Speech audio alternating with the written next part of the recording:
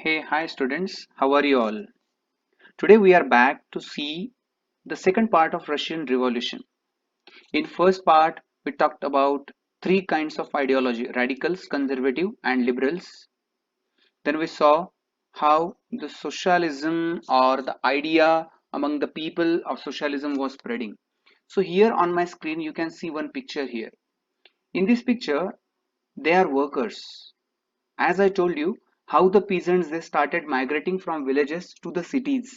So when they are coming in cities, they don't have their own home, isn't it? So they have to hire, or they have to live in slum area, or the factory which allows them to live, or the living facilities, residence facilities, in that they have to live. But as they were needy people, they have to accommodate in any kind of house. So here you can see in such a small area how many people are living. So this was the poor condition in London in the mid 19th century as seen by contemporary. This is a picture from our book. Okay. Now we will talk about one of the most important idea of the world, which not only give new horizon to the world, but it also showed some optimism to the people that they can get rid of their miser conditions. So which were those ideas, whether they implemented or not, who brought those ideas, and what kind of optimism it gave to the people? Let's talk about it. So we are going to talk about the coming of socialism in Europe. So what is socialism that we are going to see afterwards? In details, I will tell you what exactly it is. But before that, which people think about socialism? Okay. So first of all is Robert Owen, 1771 1858. He was a leading English manufacturer. So being a manufacturer, he was a very good person, and he used to think in the interest of the workers. He used to think if these people they are working for us, we must give them good conditions for work, good condition or good facilities in working conditions. So he was a very good man. So he built a cooperative community called New Harmony in Indiana. Okay. So in this, he used to think that if the people they are doing work in the factories and they are earning the benefit, it should be given to them also in that in specific proportion. Okay, so this was the thought of Robert Owen, and please keep this in mind. He built a cooperative community called New Harmony in Indiana, that is in USA. Second personality that we are going to talk about is Louis Blanc. You can see one quote from Louis Blanc: let each produce. See, very important thought it is, huh? It is means core of socialism. Let each produce according to his aptitudes and his force, but let each consume according to his need. So this is going to be very important thought when we will distinguish between socialism and communism. Then this thought is going to be very important for us. So he was a French person. In 1813 he was born, and in 1882 he died, of course. So he wanted government to encourage cooperatives and replace capitalist enterprise. Why he used to say so? Because as you know, encourage cooperative means such a factories where people will come together, they will form their own factory, and there they themselves work, and whatever benefit they will get, it will be equally distributed. Do you remember the case of Amul, which is in Anand in Gujarat? Yes. So that concept came from this socialism only. Okay. The factory will be formed or established by people. They themselves will be owner, they themselves will be labor, and whatever benefit by working they will get, it will be equally distributed. So that was the view of Louis Blanc. Then these associations produced goods together and divided the profits, as I told you. So he says that everyone is not equal in aptitude. So let the people work as per their aptitude, as per their talent, as per their skill. but as per their effort and skill, the benefit should not be given to them. The benefit should be given to them on the basis of their need. How much do they need? On the basis of that, the benefit should be given to them. So that was the thought of Louis Blanc. Then the most important personality of socialism, and that is Karl Marx and Friedrich Engels. Almost they died in same year. Okay, they were very good friends. Means when we talk about friendship, then Jay and Viru is always there. Same like that. These two persons were there. Karl Marx, he was very intelligent person, and Friedrich Engels, he was also socialist, but he worked, and whatever he got from his work, he used to give it to Karl Marx so that he could continue his work on Marxism, means socialism. So what were their thoughts? Let's talk about it. Industrialist, capitalist, capital invested in factories and profit produced by workers. This was a thought by these people. They are saying that industrialist people, capitalist people, what do? They invest money somewhere. But finally, after investment, they must need labor, isn't it? So this is the labor force which will work there in the factories, isn't it? So profit produced by, actually the profit is produced by the workers, not by the investment or not by the owners. So that was their first thought. Then they say that workers had to overthrow capitalism. In capitalism we are going to discuss in details, but here it came, so let me tell you in short. Capitalism means, in capitalism, assets or the property is held by an individual. एक इंसान ही उस पूरी factory का मालिक होता है, और उसमें से जो कुछ बेनिफिट आएगा वो बेनिफिट उसका होगा, और बाकी जो लेबर है उनको सिर्फ उनका जो तय किया हुआ पेमेंट है, सैलरी है, वो देगा, लेकिन बेनिफिट सबसे ज्यादा होगा ओनर का, और वो अकेला होगा. तो कैपिटलिज्म में सिंगल ओनर होता है. Okay, and so this capitalism should be overthrown, and rule of private property, there should be no any kind of private property. It should be a social property, public property. Then he says workers had to construct a radical socialist society. Radical, completely change should be there. And which kind of society? Where all property was socially controlled, and this would be the communist state. Communes will be there, means people will come in group. Commune, this is a Russian word, means from Russia it came to the English. Okay, commune means group of the people. They come together, they decide something, and they work together, and whatever benefit or any profit they get, they will distribute it equally. So it will be a communism, and such kind of society should be there, he used to think. He believed a communist society was natural society. Actually, uh, he was not perfectly, but he was saying the truth that socialism is communist society is a natural society. How? Because earlier, if you go back to the history, means before thousands of years, you will come to know that the people used to live in tribes. So in tribes, they, whatever they did, hunting or agriculture, whatever crop or whatever profit they got, they used to divide it equally among themselves. That was a natural instinct of human beings. So it is a natural society, he used to think like this. But afterwards, when humans developed, some people, those who became rich, they started spoiling this policy, and they started torturing and absorbing other class of the society. So in this way, Karl Marx and Friedrich Engels, they promoted communist society. Karl Marx died in 1885. When he was writing, he has written Das Kapital.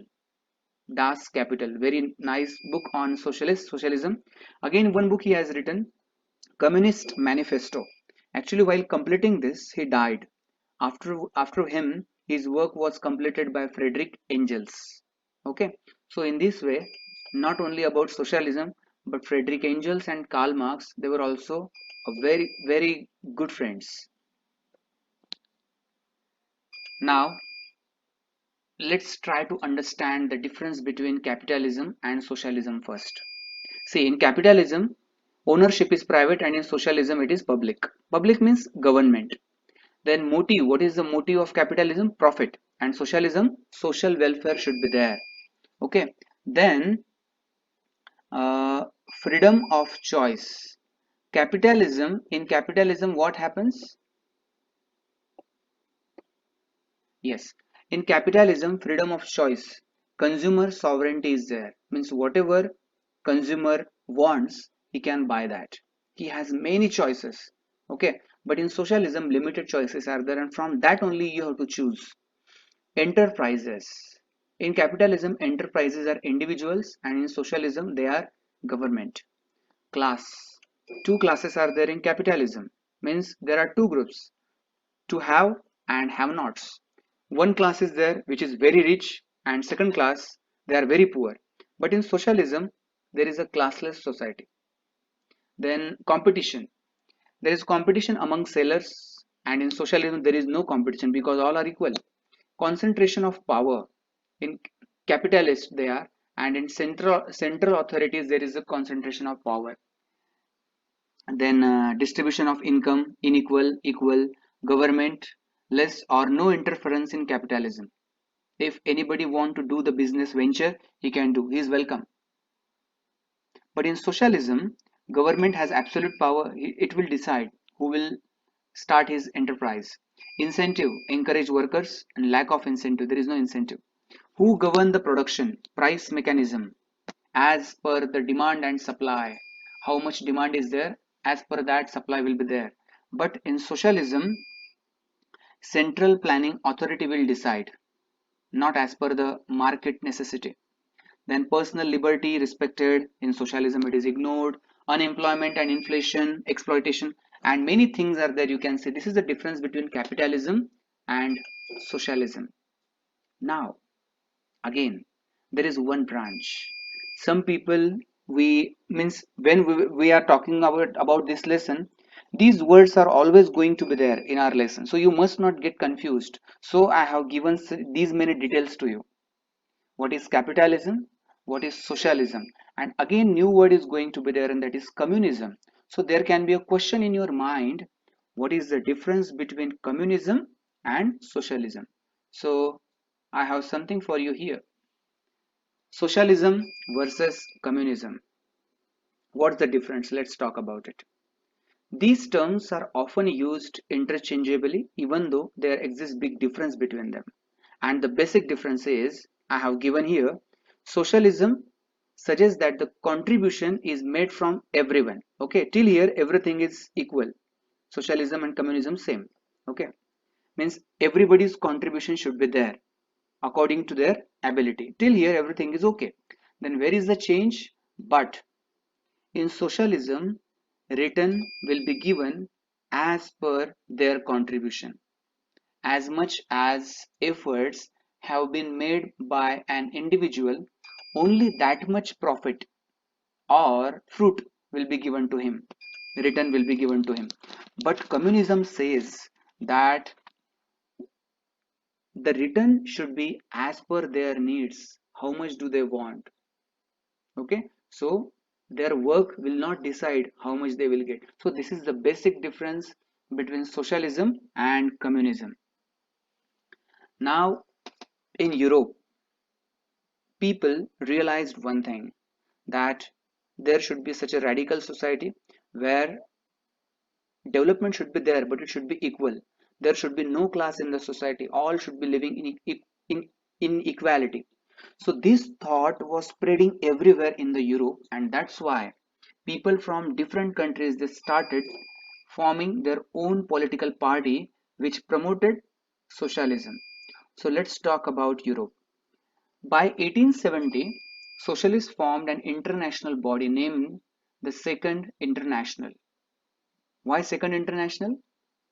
Which is the first international then? It is a capitalist mentality. And Second International, that is socialist mentality. They set up funds to help members in times of distress. To help their members, they collected some funds to help them. Then they demanded a reduction of working hours and right to vote. This was the most important thing. At that time, as I told you, working hours used to be very long. Working hours used to be very long, but the wages were not in that comparison. It was very less. So they demanded reduction of working hours. These working hours used to be 12 hours, 15 hours they had to work. So they were asking for 8 hours and right to vote. In Germany in 1880, associations worked closely with Social Democratic Party and they helped it win parliamentary seats. In Germany it started first.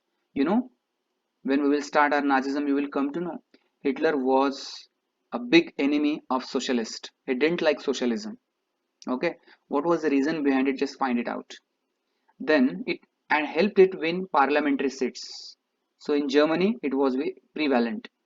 By 1905, there was Labour Party in England, in Britain. Okay, Labour Party, again peasants, they are becoming workers, labor. So till now, Labour Party is very one of the most prominent party in Britain, Labour Party, and Socialist Party in France. So almost Germany, Britain, France, and in Italy also, socialism has spread. Till 1914, they did not win, never, but they shaped the legislation. But government to be run by conservative, though they are sitting in the parliament, they are talking about the legislation, but still the government was being run by the conservatives, liberals, and radicals. So in this way, you can see how the socialism was spreading. Here you can see this is a painting of the Paris Commune of 1871. It portrays a scene from the popular uprising in Paris between March and May 1871. This was a period when the town council commune of Paris was taken over by a people's government consisting of workers, ordinary people, professionals, political activists, and others. The uprising emerged against a background of growing discontent against the policies of the French state. The Paris Commune was ultimately crushed by government troops, but it was celebrated by socialists the world over as a prelude to a socialist revolution. The people, those who are doing revolt here, they were from socialism, and the decisions were being made by the state government. They don't like it. Okay, so they are revolting against the state government. Of course, that revolt was crushed, but still it was celebrated by socialists because it was a prelude beginning to a socialist revolution. The Paris Commune is also popularly remembered for two important legacies. First, for its association with the workers, red flag, you can see. Okay, association with the workers, that was the flag adopted by the communards, revolutionaries in Paris. And second, the Marseillaise, originally written as a war song in 1792, we know very well. In French Revolution, we talked about it. It became a symbol of the commune and the struggle for liberty. Can you imagine? Means same ideology changed, but song and the flag is same, and only they are holding the red flag in their hands. So this is what about the France, and you can imagine from this how the socialism is trying to overtake capitalism now. So what happens because of this in the world? What will be the consequences of this revolution as these thoughts are spreading everywhere in the Europe? How it will come to Russia and how radically Russia will be changed, that we will see in our next lecture. Till then, please wait.